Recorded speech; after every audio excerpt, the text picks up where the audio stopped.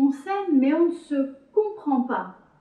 Bonjour, bienvenue dans cette nouvelle vidéo. Alors, vous êtes dans une relation et dans une situation, j'imagine, particulièrement douloureuse, particulièrement difficile parce que si vous regardez cette vidéo, c'est parce que oui, vous avez des sentiments pour votre partenaire, oui, c'est probablement réciproque, mais oui, la vie est devenue très compliquée, très difficile entre vous et il y a véritablement l'impression de ne plus du tout vous connaître, de ne plus du tout vous comprendre. Bonjour, je suis Myriam Bido, coach et thérapeute de couple depuis 2009. Je vous accompagne à travers mes programmes de coaching à distance, en visio ou en audio, et également à travers bon nombre de formations que je vous propose pour sortir de situations difficiles et douloureuses dans votre vie de couple. Alors, être dans une situation où on est encore bien, on va dire encore amoureux de son partenaire, mais en fait la vie est devenue invivable, est une situation particulièrement difficile, particulièrement douloureuse, mais il y a des solutions et je vais vous les partager dans cette vidéo. La première chose que j'ai envie de vous dire déjà, c'est ne restez pas seul. Ne restez pas seul avec cette difficulté, mais cherchez plutôt à activer les différentes ressources que vous avez autour de vous. Effectivement, le plus dur est de se séparer alors qu'on s'aime encore. Parfois c'est indispensable, parfois c'est incontournable, mais à d'autres moments, dans d'autres situations, il est possible d'envisager, grâce à un travail que vous pourriez faire à deux, de pouvoir transformer votre relation et partir sur une base de nouveau complètement différente. La première question que j'ai envie de vous dire, c'est qu'est-ce que ça veut dire pour vous de vous aimer? Quand vous vous posez la question on s'aime encore, qu'est-ce que ça veut dire s'aimer? Ici, je pose la question de la dépendance affective et comment on peut apprendre à être soi dans la relation de couple, à se différencier sans se désirer.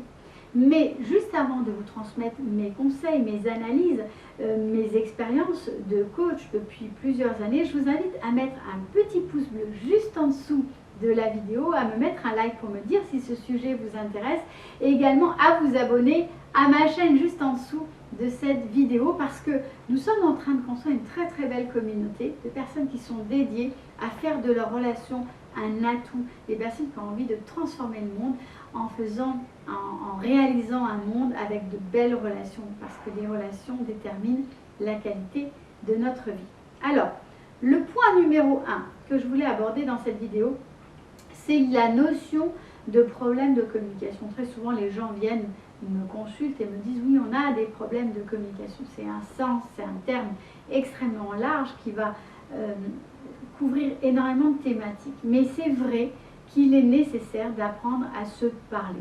Ce qui se passe dans les couples, c'est que souvent les contraires s'attirent et ce que vous avez d'abord adoré chez votre partenaire, sa différence parfois à l'extrême de vous et qui vous a énormément attiré, finit par devenir complètement insupportable parce qu'en réalité, cela souligne une très grande dépendance. Il y a effectivement une notion que j'ai envie d'aborder avec vous, c'est cette notion sur les déclencheurs émotionnels. Quand on est à deux, qu'on est très différents et que ces différents finissent par nous opposer complètement, ce qui se passe, c'est qu'on appuie sur des boutons chez le partenaire qui déclenchent en général une réaction émotionnelle très très vive.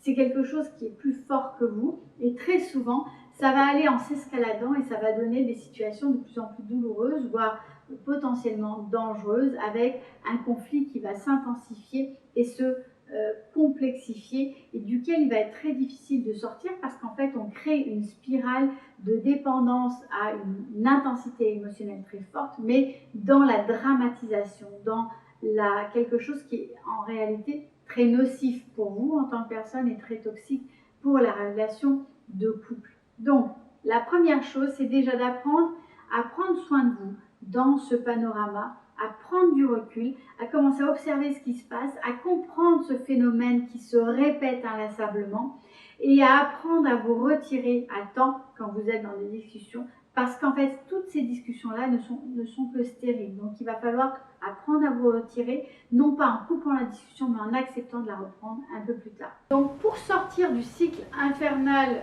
du drama dans la relation de couple, la première chose, comme je vous le disais, c'est d'apprendre à prendre soin de vous.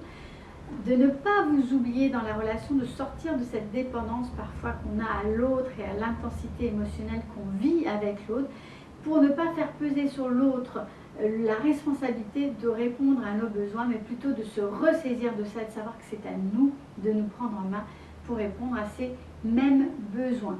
Donc, deuxième point ici, c'est de regarder quelles sont les difficultés personnelles qui peuvent entraver la vie de couple. Identifier ces difficultés va vous permettre de trouver de l'aide au niveau individuel. Il peut y avoir des dépressions, il peut y avoir des burn-out, il peut y avoir des problématiques d'addiction, il peut y avoir des problématiques qui vont nous toucher, qui vont faire qu'au niveau de notre sensibilité, il y a trop de vulnérabilité, trop de fragilité, et qu'en réalité, la relation de couple devient très difficile, devient épidermique, et cela rend la communication quasi impossible. Ici, ça va être d'identifier les problématiques et de prendre en main les actions à mettre en place, que ce soit d'aller voir un médecin, que ce soit d'aller voir un professionnel, que ce soit de consulter. Quand je parle de consulter, souvent c'est intéressant de consulter en couple. On n'est pas obligé toujours de consulter en individuel et de faire chacun un travail individuel pour pouvoir sortir d'une difficulté relationnelle. En réalité, le travail de couple peut donner de nombreuses réponses et peut permettre aux individus de pouvoir avancer. Bien entendu, à condition qu'on ait déjà eu suffisamment de réponses sur le plan individuel s'il y a un malaise qui est trop important. La troisième clé que je veux partager avec vous aujourd'hui, c'est faites attention à votre entourage, notamment vos enfants, mais aussi vos proches, parce que quand vous êtes dans une situation très douloureuse de conflits intenses, de disputes récurrentes, dans une impasse, en réalité vous éclaboussez un petit peu l'entourage, qui est normal d'une certaine façon, mais en même temps vous êtes les protagonistes de ces difficultés et les personnes autour de vous, notamment vos enfants, sont relativement impuissants par rapport à cette difficulté. Et ce que je vous invite vraiment à faire, c'est justement de chercher ensemble des solutions pour pouvoir protéger vos enfants. Si besoin, vous pouvez envisager de faire un break de couple, mais pas n'importe comment. Vous pouvez regarder ma vidéo sur comment faire un break de couple, comment le mettre en place, ce que c'est, ce que ce n'est pas. Si vous avez des questions, je vous invite à les mettre en commentaire juste en dessous de la vidéo. Je vous dis à très bientôt pour une prochaine vidéo.